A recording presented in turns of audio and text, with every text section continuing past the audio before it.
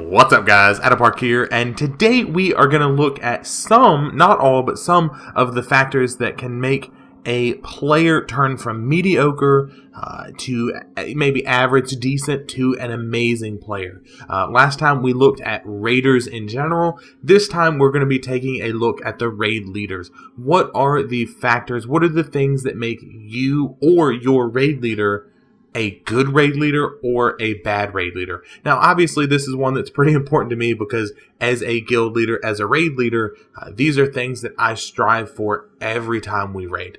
So let's go ahead and start digging into some, like I said, not all of the things that make your raid leader decent, good, or amazing. First, I think it goes without saying that the raid leader should really be able to explain every fight. They should know every fight. They should know the intricacies of every single fight within the raid. There is nothing worse than asking a raid leader, hey, how do we do this mechanic? How do you want to do this mechanic? I don't know. I don't know how to do it. Or, hold on, let me go look it up. Oh, that is so awful. A raid leader should be able to give an explanation of the fight for all roles. If you are a raid leader and you are playing a healer, you should be able to explain, hey, this is what the tanks are going to do. This is what the ranged DPS need to do. This is what the melee DPS need to do. These are the things that the healers need to take care of. It doesn't matter what your specific role is within the raid group itself. You are responsible for knowing what everybody does. That's the whole point of you being in charge, is knowing every single small little thing. And then as a bonus, and we've added this to the Raider video, if you can explain a fight in 2 minutes or less, that's outstanding.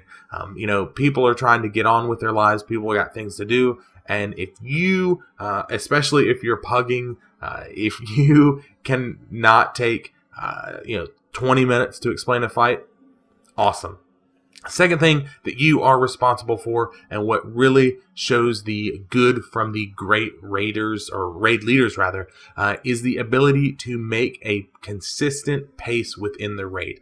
This means that you are doing your very best to avoid slowdown. Avoid things that are going to slow your raid down.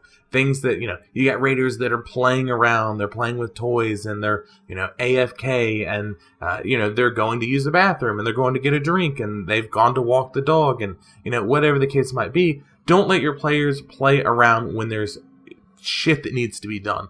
If you're clearing trash and somebody says, hey, I'm going to go to the bathroom real quick, that's one thing.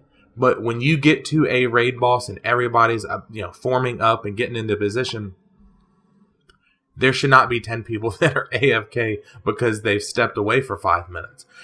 Your job is to make sure that people are focused, people are paying attention. This also means, because I've mentioned things like walking the dog, getting a drink, going to use the bathroom, stretching, getting up and getting away from your computer for 10 minutes. Take proper breaks.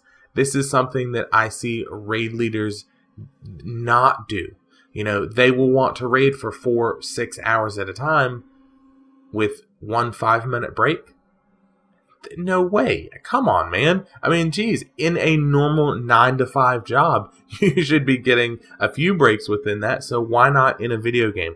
And for health reasons, you need to step away from the computer a little bit. The next thing that a good raid leader should be able to handle is properly assigning responsibilities. Not just assigning responsibilities within a raid, but properly assigning them. It's not a case of whoever can do this can do it. If whoever can interrupt, whatever, you just interrupt and I'll get the next one or whatever. No. That is the improper way, and that's what a lot of raiders, or raid leaders rather, that's what they do. Is if you can do it, just go ahead and do it. No. The warrior will interrupt first, Death Knight second, mage third, whatever. Set up, a specific list of people that can do it. Make sure that people understand what roles they are filling and the extra responsibilities.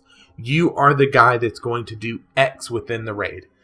Everybody else is going to ignore this mechanic because you and your class and your spec have something that can kind of game the system. That is your responsibility, whatever class you're referring to. Make sure that you have backups in place. Okay, if somebody dies and they were the guy that interrupts or the guy that gets whatever mechanic or whatever the case might be, or the dog that gets off the sofa while we're recording a video.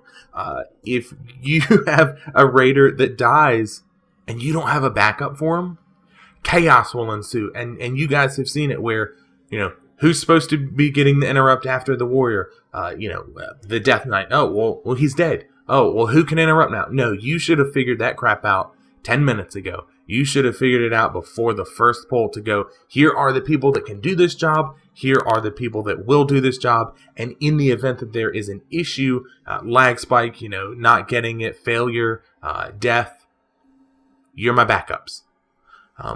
You need to make sure that you as a raid leader understand how those extra jobs will affect the raid.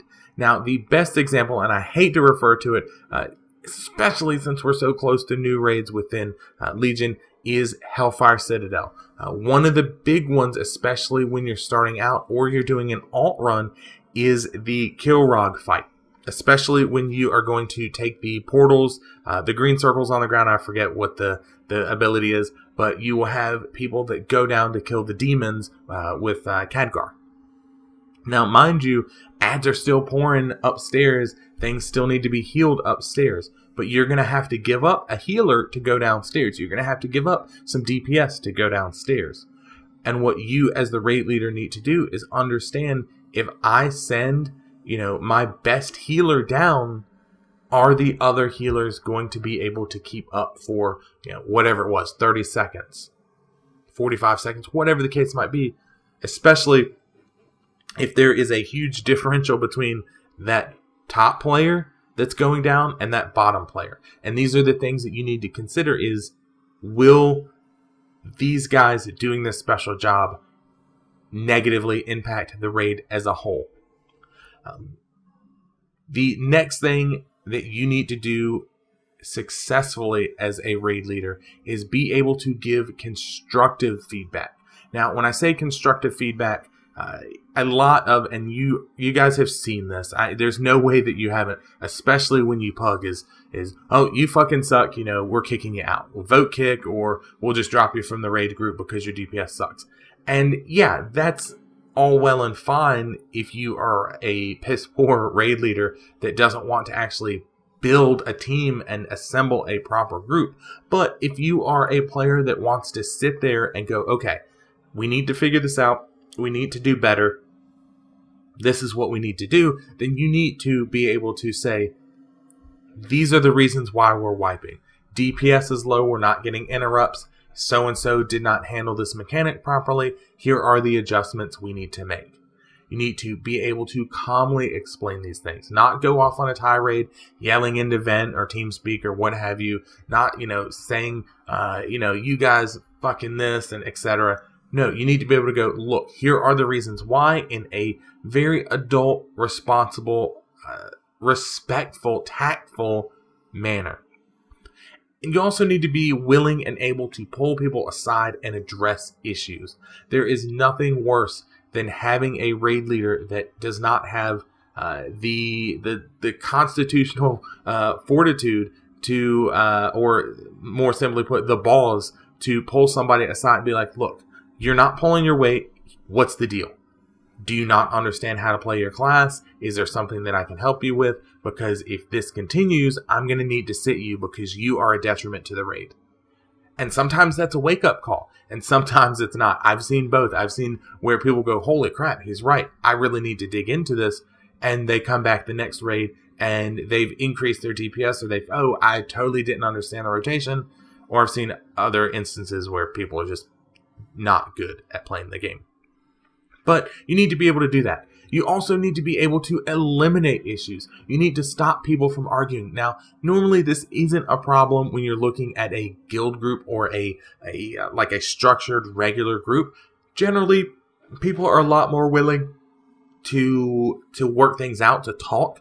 But if you are in a pug group, oh good God, you really need to have the ability to eliminate people from arguing about loot, about strats, especially about loot.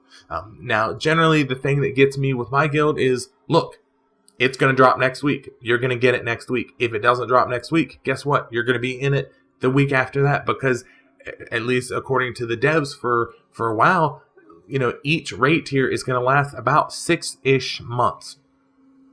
That's a lot of raids. That's 6 times 4. That's 24 raids that give you a chance to get this gear. And then we're going to move on to the next raid, and you're not going to need it because better stuff's going to be out. So quit your bitching, quit your whining. You're going to get the gear. Be tactful about it, but eliminate people from arguing. Stop people from goofing off too much. We already covered this one. You need to be able to eliminate. This is an issue because once one person does it, more people start to do it. And it's this snowball, avalanche, cascading, it will become a problem. And if need be, you really need to be willing and able to sit people or kick them out. Don't keep a player in the group because you aren't willing, you're not able, you feel bad for kicking them. If they are a honest detriment to the raid, if everybody's pulling, let's throw a number out there, 200k DPS and this guy's pulling 100k, and you're not killing the boss because of a DPS issue, dude's got to go. If he's standing in crap, if she's not interrupting, whatever the case might be, and they're just not getting the picture after a few attempts, they got to go. You, as a last resort, or a last responsibility rather, you need to be able to foster a responsible raid group, especially if you are doing a pug, especially if you are not doing a routine group, if you're not trying to fill a roster and take the same people each week. If you're doing a pug, this is especially important. But it's even more, it's more so important for the pugs, but it's still fairly important for the non-guild groups and the guild groups. And that is the ability to responsibly foster a good group. And what I mean by that isn't that, DPS is high and tanks are doing their job and healers are great, but instead, as a raider going into it, and you guys know what I'm talking about, where you go into a raid group and you're like, okay, shit's taken care of. Raid leader's giving out raid assignments. I can interrupt. All right, I'm second on interrupts. And these are the loot rules, and he's been following them, for the past 3 weeks, or, the past 3 bosses that we've killed tonight. He's been handling loot the same way. Nobody's ninja'd loot. I can see that half the raid group is a guild, and the raid leader is part of the guild, but we're getting pugs that are getting loot, and everything's okay. That there's no hateful, speak. There's no sexist speak. There's no racism, and people that are causing issues with hate speak and this, that, and the other, they're getting taken care of. They're getting dropped from the group. We start on time, we end on time, things like that. Things that make your players and you as a player more comfortable to play. Nobody wants to join this hostile, just not good, just uncomfortable group where you don't know if, are we rolling for loot? And I might get it. I rolled 100, but I'm still not sure if the dude's going to give it to his friend or me, even though I'm the one that won it. Things like that. You should be comfortable as a raider, and your raid leader should be making you comfortable. They still should be challenging you. They should still be pushing you, but you shouldn't have to worry about whether you're going to get screwed over or not. With all that being said, I know there's a few things that I've missed here. If I've missed anything that you guys can think of, feel free to throw some comments in, obviously, the comment section below and say, hey, what about this, that, and the other? I would greatly appreciate that. Thank you guys so much for making it through this video. If you did, and you want to support me, which it means literally the world to me, hit that like button, hit that sub button. Both of those things tell me you want more content like this. If you have anything to say, any feedback, constructive, hopefully, as always, in the comment section below. Until next time, guys, I'll see you.